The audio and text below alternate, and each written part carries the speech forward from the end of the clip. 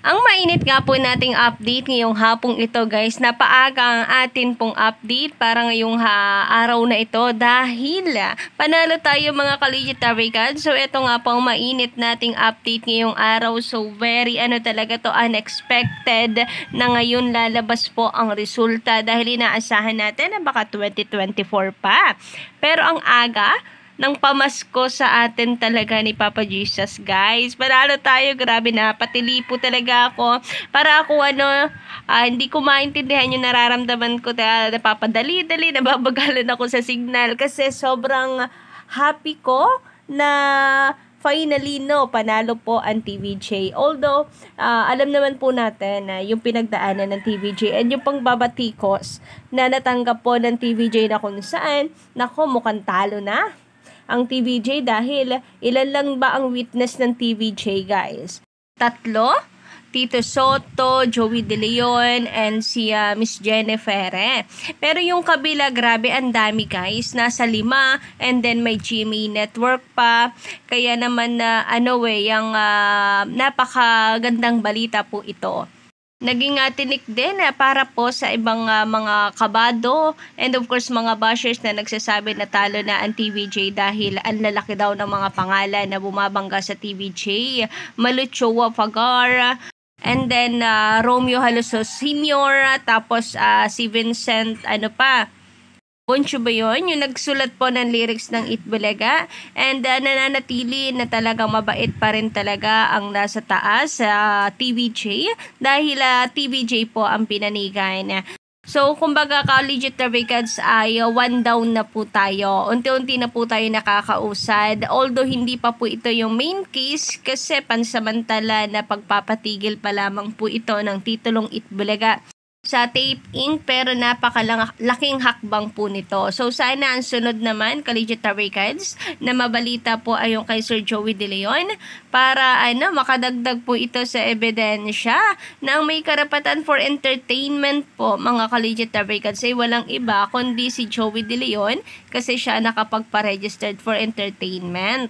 Malaking puntos yun sa kanila. Bakit? For merchandise kasi itong sa Tape Inc. Hindi naman sila nagtitinda, entertainment ang kanilang ginagawa. So, foul po yun. Doon pa lamang. Mali. Yung kanila pong registration ay mali yung ginagawa nila base sa naka-registered sa kanila. Grabe effective din talaga, ka-legit Tarigads, ang araw-araw nating pagpe-pray. Katunayan yan ay hindi na nga natin iniintay sa ngayon kasi nga sabi ko 2024 pa po natin inaasahan na lalabas ang resulta. Pero maganda pala talaga kapag binibigla ka po ng balita. So, grabe nga yun. Isang bagay po ito na dapat nating ispag-celebrate. Ang TVJ guys ay nag-post na rin sa kanilang social media account. Malamang ay happy rin po sila ngayon and hindi ako nagtataka kung magkakaroon po sila ng get-together. Yung magkakasama po silang lahat and then magsi-celebrate o di kaya ay meron pong big event sa Sabado para sa atin pong lahat bilang hindi na magagamit ng Tape Inc. sa ngayon ang titulong Itbulaga. Ano kayang gagamitin nila mga ka-legit Tarigads, no? Anyway, bahala na po sila. Baka Tape Bulaga o baka ayaw pa rin nilang makaalis po, no, sa titulo na Bulaga para ma-manipulate pa rin ang mga tao, but still ang mga legit Tarigads naman na hindi na po nila mauuto guys. So never po tayo maniniwala at mamamanipula po nila na sila ang tunay na Itbulaga. So, ayan guys, trending na po ito sa social media. Katunayan ay talagang popular na po ito sa Facebook. Basta TVJ talaga, no? Pagbabalik po ng Itbulaga trademark sa TVJ, abangan daw. Pero wala pa, injunction pa lamang naman po ito, ka-legit Tarigads. Pero abangan din natin kung ano po mga mangyayari at pasabog na gagawin ng TVJ. And kung papaano po magse-celebrate ang TVJ. Although masyado pang maaga mag-celebrate kasi hindi pa naman po ito main case. Pero malaking bagay po ito at malaking puntos din po para sa TVJ. Kasi for sure kung natalo ang TVJ, ay magngangaw-ngaw na naman sa social media na kesyo empleyado lang daw talaga ang TVG at masyadong mapangahas, assuming. Pero ayan kita nyo naman Kalidyo Tabaykads, kahit ilan lang ang witness ng TVJ ay panalo po tayo. So, narito pong ilang ebidensya guys na kung saan ay kinakansela po ng IPO ang Itbulaga dito po sa Tape Inc. Mukhang bad news ito para sa kanila pero wala tayong pake guys dahil napakagandang balita po dito para po sa ating lahat. So, congratulations guys para sa mga nagdasal halos araw-araw para manalo po ang TVJ. Congratulations sa lahat ng digital weekends sa talagang very loyal sa pagsuporta sa TVJ, never sumilip sa kabila. At maraming salamat sa mga naniniwala, walang duda na mapapanalo po ng TVJ ang laban po na ito. Napakalaking bagay po kasi ng moral support para po sa TVJ. Kasi kaya nga po nandito po sila dahil alam po nila nakasama po natin, kasama nila tayo sa kanila pong laban na ito. Sabi nga po dito, the Intellectual Property Office of the Philippines canceled the trademark registration of Tape Inc. for the name Itbulaga.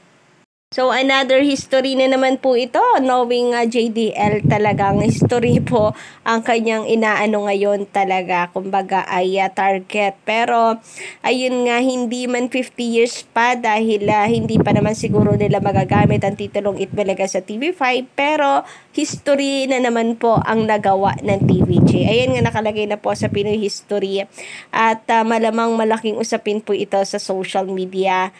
And malamang hindi lang po yan dito sa Pilipinas, kundi worldwide. So, ayun nga po dito sa Philippine Star, the Intellectual Property Office of the Philippines, so IPOPHL, has canceled the Television and Production Exponents Inc. or Tape Inc. trademark registration of Itbulaga. According to IPOPL, Tape Inc. failed to provide context on how they came up with the term Itbulaga as the title for the noontime show back in 1979.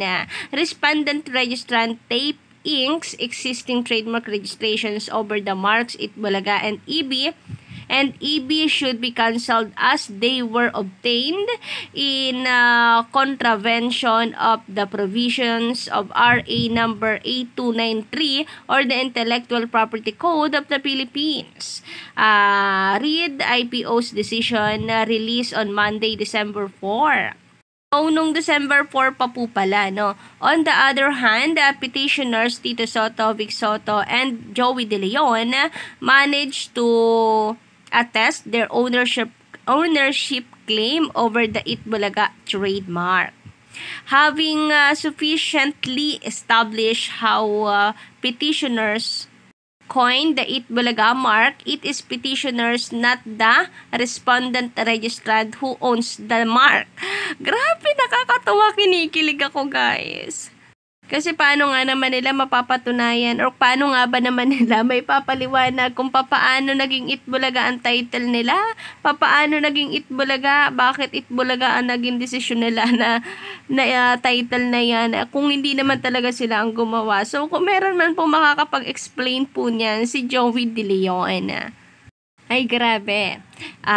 Maraming salamat na sa napakapatas po nilang desisyon.